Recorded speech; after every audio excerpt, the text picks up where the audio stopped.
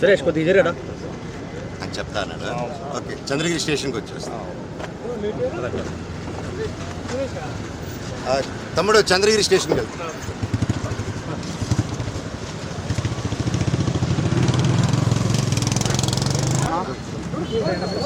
అన్నా తమ్ముడు పక్కరాట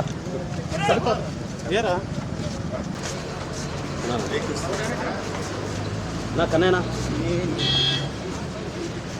అయ్యో వెనక్కి వస్తే మనం ఉండేదే నలుగురు కూడా ఇంత గోల చేస్తారు. సార్ మనో సార్ ఇటు తిరిగింది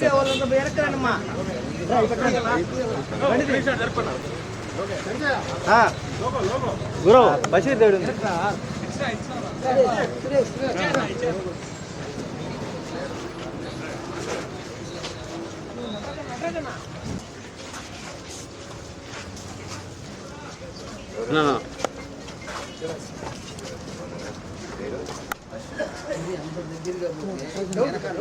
అందరూ మాట్లాడుకోలేకపోతున్నారని తెలుస్తుంది, భయంలో బతుకుతున్నారని తెలుస్తుంది.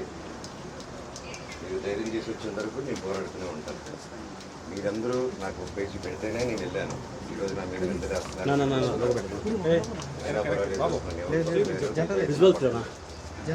ధైర్యంగా ఉండండి అందరూ. సార్ ఒకసారి రండి ఇక్కడికి. సార్ ఒకసారి ఇక్కడ రండి. ఆయన నమస్కారం.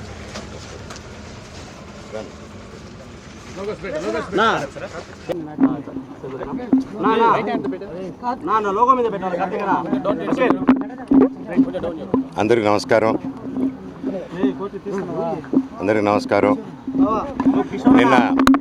నిన్న నేను రాయచోటికి వెళ్ళడం జరిగింది. రాయచోటికి వెళ్ళి అక్కడ ఒక ఈవెంటు, ఒకరు సినిమా తీసి ఎంతో కష్టపడి సినిమా తీస్తే మన రాయలసీమ ప్రాంతం నుంచి అక్కడ నన్ను మాట్లాడతా. నిన్న వాళ్ళు ఫంక్షన్కి, మూవీ ఫంక్షన్కి నన్ను పిలిస్తే నేను తప్పకుండా వస్తానని చెప్పి రాయచోటికి వెళ్ళడం జరిగింది. వెళ్ళి ఆ రోజంతా నేనంతా అక్కడ టైం స్పెండ్ చేసి ఈవినింగ్ ఫంక్షన్ చూసుకొని అక్కడ ఆ ఫంక్షన్లో కూడా నేను మాట్లాడడం జరిగింది. తొక్కుదామని చూస్తున్నారని. ఎందుకురా వీడు ఆడియో ఫంక్షన్కి వచ్చి, ఇది ఒక ట్రైలర్ టీజర్ లాంచ్కి వచ్చి, ఒక మంచి మూవీ ఫంక్షన్కి వచ్చి ఎందుకు ఇది అన్నాడు. ఎందుకన్నానంటే అన్న, నేను అక్కడికి వెళ్ళి ఫంక్షన్కి స్టేజ్ ఎక్కక ముందు నేను ఈ ప్రాంతంలో ఉన్నానని చెప్పి, ఇక్కడ ఎవరైతే మనకు సపోర్ట్గా ఉన్నారో, ఎవరైతే కొంచెం గొంతు విప్పి కొంచెం ముందుకొచ్చి నాకు లెటర్లు పంపించి ఇక్కడ జరిగే అన్యాయాలు చెప్తున్నారో వాళ్ళ మీద దాడులు మొదలుపెట్టారు ఎప్పటి నుంచో. ఆ దాడులు బయటికి చెప్పుకోలేరన్న ఇక్కడ. ఎందుకంటే ఎన్నో కోట్లు పెట్టి వాళ్ళ పొలాలు కొనుక్కొని, కొంతమంది ఇక్కడే వాళ్ళ పొలాల మీద బిల్డింగ్లు కట్టుకొని, ఎన్నో కోట్లు ఖర్చు పెట్టి లోన్లు తీసుకొని బిల్డింగ్లు కట్టుకొని వచ్చే డబ్బు మీద, వచ్చే ఫీజుల మీద, వచ్చే హాస్టల్ రెంట్ల మీద బ్రతుకుతున్నారు. అలాగే వాళ్ళకు వచ్చేది అన్న దాంట్లో నుంచి హేమాద్రి నాయుడు వీళ్ళందరూ కలిసి కొట్టి బెదిరించి ప్రతి ఒక్కరి దగ్గర డబ్బు వసూలు చేస్తున్నారు. పర్ స్టూడెంట్కి ఇంత అని చెప్పి ఈ కంప్లైంట్స్ నాకు వచ్చింది.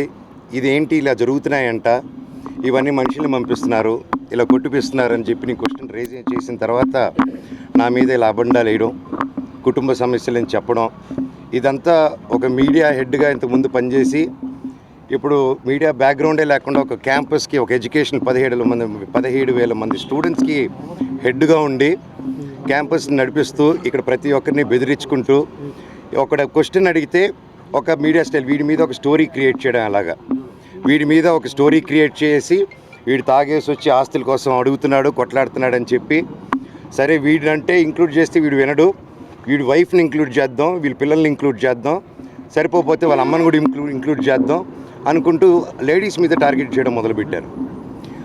ఇక్కడ వాళ్ళందరికీ ఏమైపోయింది, అయ్యో హైదరాబాద్లో మనోజ్ని ఎంత ఇబ్బంది పెడుతున్నారు, మనోడిని అతన్నే అంత ఇబ్బంది పెడుతుంటే మనల్ని అసలు లెక్క చేస్తారా ఇక్కడ అనేసి ఒక స్ట్రాటజీలో వెళ్తున్నారు వీళ్ళు. అన్న నా సైడ్ నిజం ఉంది, వాళ్ళ సైడు నిజం లేదు, వాళ్ళని ఒక్క ప్రూఫ్ ఇమ్మనండి, నా దగ్గర అన్ని ప్రూఫ్లు ఉన్నాయి. సో ఇది ఆన్గోయింగ్ ఇష్యూ.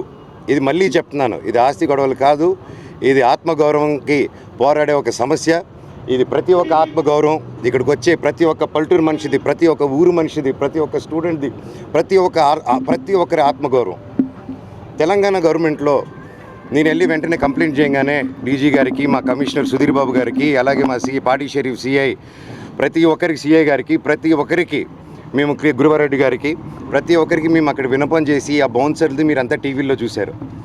అక్కడ కాబట్టి బయటకు వచ్చేసింది, అప్పుడు ప్రెస్లో వచ్చింది కాబట్టి అందరూ ధైర్యం చేసి చెప్పారు కాబట్టి కోర్టు నుంచి ఆర్డర్స్ వచ్చి బౌన్సర్స్ ఉండకూడదని చెప్పి కమిషనర్ గారు కూడా స్ట్రిక్ట్ ఆర్డర్స్ ఇచ్చి అక్కడ కంట్రోల్ చేయగలిగారు. నేను లాస్ట్ టైం ఇక్కడికి వచ్చినప్పుడు, గొడవలకు వచ్చినప్పుడు నేను క్లియర్గా నేను చెప్పాను, సిఐ గారికి, డిఎస్పీ గారికి క్లియర్గా చెప్పాను, సార్ ఇలా ఉందంటే వాళ్ళు ఇమీడియట్గా యాక్షన్ తీసుకొని కంట్రోల్ చేశారు అప్పుడు ఇష్యూని. దానికి నిజంగా thank you very much sir, ఇమీడియట్గా రెస్పాండ్ అయినందుకు. ఈరోజు నిన్న జరిగిన ఇష్యూలో టక్కని